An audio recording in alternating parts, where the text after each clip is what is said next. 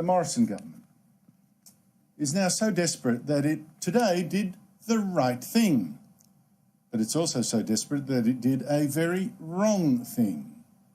Now, what the government is so desperate about is Saturday's by-election in Wentworth, the seat formerly held by Malcolm Turnbull. Lose that, and the government loses its one-seat majority and loses all momentum under new Prime Minister Scott Morrison. Bad news for Morrison.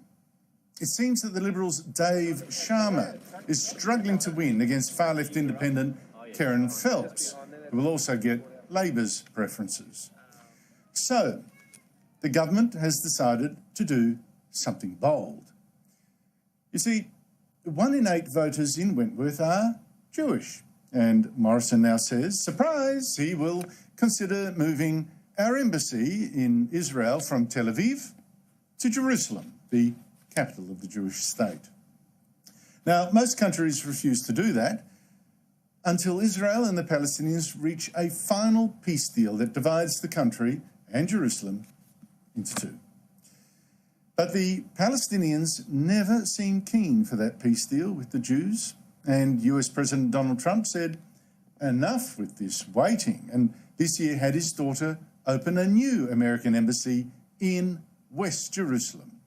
And Morrison now could follow him. What I am doing today is recognising what is a real concern in the Jewish community in Australia, whether it's about the Iran nuclear deal or it's on this broader question of the two-state solution and how we go about achieving it.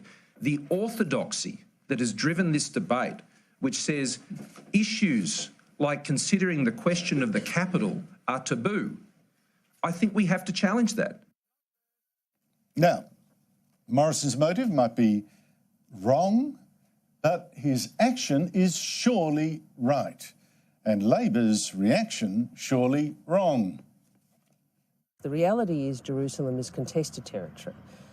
Its status has to be resolved as part of any peace process discussion, as part of any discussion about a two-state solution. No. Jerusalem has been the historic capital of the Jews since biblical times. No peace deal with the Palestinians would ever give the Palestinians West Jerusalem as well as the East. West Jerusalem is not contested territory unless you want Israel wiped from the map. So good on Scott Morrison for staring down Islamic fundamentalists and their leftist supporters. But do note, typical Morrison, he says he's only considering moving our embassy, has not promised to. But now to the government's other desperate move. What a farce. Yesterday, Liberal and National Senators